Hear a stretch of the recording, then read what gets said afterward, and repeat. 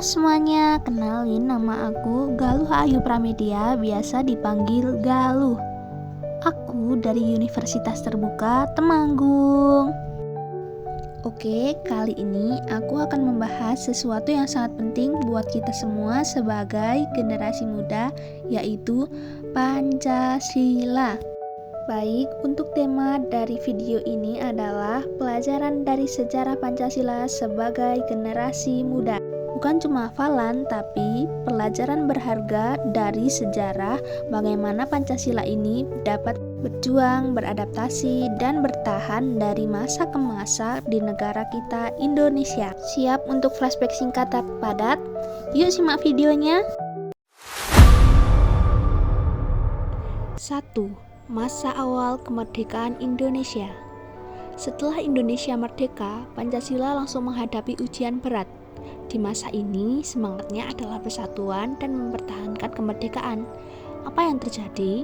Ada banyak pihak yang mencoba mengganti ideologi negara kita dengan ideologi lain, seperti komunis atau negara berbasis agama tertentu. 2. Masa Republik Indonesia Serikat dan demokrasi parlementer. Setelah Republik Indonesia Serikat terbentuk, negara kita sempat jadi negara bagian-bagian. Ini juga masa-masa demokrasi parlementer, di mana kabinet sering berganti.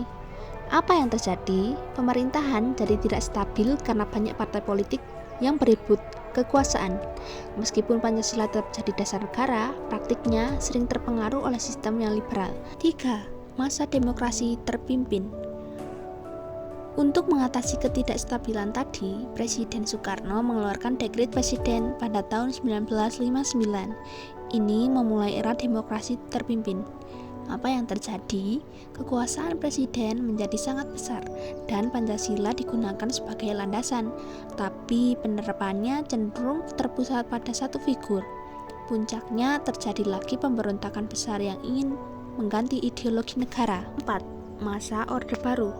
Setelah demokrasi terpimpin berakhir, muncul era Orde Baru di bawah Presiden Soeharto. Era ini berlangsung sangat lama, sekitar 32 tahun. Pancasila dijadikan asas tunggal bagi semua organisasi dan partai. Di satu sisi, pembangunan ekonomi maju pesat dan Pancasila ditekankan lewat pendidikan. Tapi di sisi lain, kebebasan berpendapat sangat dibatasi. Pancasila terkesan menjadi alat kekuasaan untuk mempertahankan status. 5. Masa Reformasi. Tahun 1998, Indonesia memasuki era reformasi yang kita rasakan sampai saat ini. Kita kembali fokus pada demokrasi sejati. Kebebasan bersuara dibuka, pers jadi lebih bebas, dan sistem pemerintahan lebih transparan. Penetapan Pancasila sekarang lebih fokus pada nilai-nilai luhurnya, tanpa harus dipaksakan seperti di Orde Baru. Namun, tantangan baru muncul, yaitu ancaman radikalisme dan berita bohong yang bisa memecah belah bangsa. Nah, teman-teman, lihat kan, sejarah Pancasila itu penuh drama, perjuangan, dan pelajaran penting. Pancasila bukan warisan yang diam, tapi warisan yang harus kita perjuangkan dan hidupkan. Untuk kita, generasi muda, pelajaran terbesarnya adalah jaga persatuan di tengah perbedaan. Jangan biarkan hoak dan radikalisme memecah belah kita.